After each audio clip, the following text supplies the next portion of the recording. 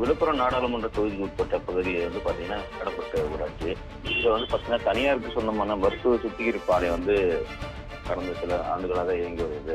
இதனால வந்து பாத்தீங்கன்னா பகுதியில வந்துட்டு சுற்றுச்சூழல வந்து பாதிக்கப்பட்ட அந்த கிராமத்துல வசிக்கும் மக்களுக்கு வந்து பாத்தீங்கன்னா குடிநீர் மற்றும் குடிநீர்லயும் சுத்திகரிப்பு இல்லாத நீரும் வந்து கூடிய பருக வேண்டிய நிலையும் இருக்குது. மேலும் மாசு அதிகமாக இருக்கிறதால அங்க இருக்கிற பொதுமக்களுக்கு சுவாச கோளாறு ஏற்பட்டுள்ளது. இந்த நிலையில இது இப்ப நடந்து முடிந்த இந்த நாடாளுமன்ற தொகுதிக்கு இவங்க வந்து கிட்டத்தட்ட ஒரு 700க்கும் மேற்பட்டவர் வந்து அந்த கிராம மக்கள் வந்து யாருமே வந்து வாக்குச்சாவடி மையத்துக்கு தங்களுடைய வாக்கு செலுத்த செல்லவில்லை. ஏன்னு சொன்னா இது வந்து கடந்த சில ஆண்டுகளாக இப்ப மாவட்ட நிர்வாகம் மற்றும் அரசியல் கட்சி பிரதிநிதி எல்லாத்தையும் வந்து இவங்க பல முறை இந்த ஆலையை வந்து கோரி மனு கொடுத்து எந்த ஒரு நடவடிக்கை எடுக்கவில்லை என்றுதான் இவங்க தேர்தலையும் புறக்கணித்தாங்க. இந்த நிலையில அப்புறம் அந்த பேச்சுவார்த்தை நடத்தி அன்று வந்து மாவட்ட நிர்வாகம் சார்பில் அந்த சுத்திகரிப்பு ஆலையை வந்து பாத்தீங்கன்னா மூட கோரி நோட்டீஸ் ஓட்டப்பட்டது. அந்த நோட்டீஸ் வந்து அந்த ஆலை நிர்வாகம் வந்து மறைமுகமா கீழ்த்திட்டாங்க. இந்த நிலையில மூட சொல்லி உத்தரவிட்டதை அடுத்து அங்க நேற்று வந்து இரவு வந்து அதிகமான வந்து அந்த ஆலை வந்து இயங்கும் போது மாசுக்கரு ஏற்பட்டு அந்த பகுதி மக்களுக்கு நிறைய பேருக்கு வந்து வாந்தி மயக்கம் ஏற்பட்டது. இதனால 20க்கும் மேற்பட்டவர் வந்து முண்டியம்பாக்கம் அரசு மருத்துவக் கல்லூரி மருத்துவமனையில சிகிச்சைக்காக அனுமதிப்பட்டிருக்காங்க.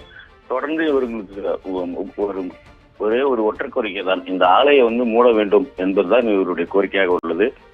தற்போது இது குறித்து மாவட்ட நிர்வாகமும் வட்டாட்சியர் அலுவலகத்திலிருந்தும் பல்வேறு ஆட்கள் அங்க சென்று பார்த்து அவர்களிடம் இந்த உரிய நடவடிக்கை எடுக்கிறத உறுதியளித்திருக்கிறாங்க. மேலும் இந்த ஆலை நிர்வாகத்தின் மீது நடவடிக்கை எடுப்பதற்காக காவல்துறையும் வந்து அவங்க வந்து விசாரணை மேற்கொண்டு வராங்க. இதனால அந்த கிராமம் முழுவதுமே பாத்தீங்கன்னா தற்பொழுது வந்து போராட்ட களத்துல குதிக்க வேண்டிய நிலையில் தான் உருவாகி உள்ளது. ராஜேஸ்வரி, விவரங்களுக்கு நன்றி கோபிநாத். விழுப்புரத்துல மருத்துவ கல்வி ஃபுல்லாக எரிக்கிறாங்க. அந்த துர்நாற்றம் வந்து எங்களுக்கு வருது. மேக்சிமம் பாத்தீங்கன்னா ஒரு 11 மணில இருந்து காலைல 6-7 மணி வரைக்கும் வெய்ய தொடர்றது வரைக்கும் அந்த மருத்துவ கல்வி ஒரு வாசனை எங்களுக்கு வருதுங்க. புரியுங்களா? சரியா மூச்சு விட முடியல, மூச்சு தண்ணல இருக்குது, எல்லாமே இருக்குது. இவங்க சொல்றது கெமிக்கல் மருத்துவ கழிவு 100%. அதை யாருமே இங்க கேட்க மாட்டாங்க. புரியுங்களா? அது 100% மருத்துவ கழிவு தான். அது பனி டைம் அதிகமாகும்போது நம்ம காத்து எந்த பக்கம் வீசுதோ அந்த பக்கம் வந்து ஃபுல்லா ஊர் ஃபுல்லா அது பரவுது. எங்க ஊர் தான் அதிகமாக அதை பாதிக்கப்படுது. வேடம்பட்டு தான் இங்க எங்க ஆரி ஊர் அந்த பக்கம் சாணிமுடி அதிகம்னு அவங்க கேட்டாங்க. அவங்க யாருமே இப்ப வரது கிடையாது. ஆனா வேடம்பட்டு தான் அதுல அதிகமா பாதிக்கப்படுது. நாங்க வந்து ஒரு 6 வாட்டி மனு கொடுத்துருக்கோம். நாங்க ஏடிஎம் காட்சியில இருந்து மனு கொடுத்துருக்கோம். இப்ப வந்து கிடையாதுங்க. ஏடிஎம் காட்சியில இருந்து திமுக வரைக்கும் நாங்க மனு கொடுத்துருக்கோம். இது வரைக்கும் யாருமே வந்து ஒரு வார்த்தை கூட கேட்டது கிடையாது. அது மாதிரி ஸ்டேஷன்ல போய் மனு கொடுத்தாலும் அவங்களுக்கு கம்பெனிக்கு ஆதரவா தான் ஸ்டேஷன்ல பேசுறாங்க தவிர எங்களுக்கு ஊருக்கு ஆதரவா யாரும் பேசுறது கிடையாது இது வரைக்கும். அதுக்கு முன்னெல்லாம் வந்துங்க, அதுக்கு முன்ன வந்து நாங்க போய் இது பண்ணுவோம். யாரு போய் அங்க பேசுறாங்களோ அவங்க ஸ்டேஷன்ல கூட வச்சு பேசி ஆய கட்டி அனுப்புற மாதிரி தான் அன்னைக்கு இருந்தது இது வரைக்குமே. புரியுங்களா? எங்க ஊர்ல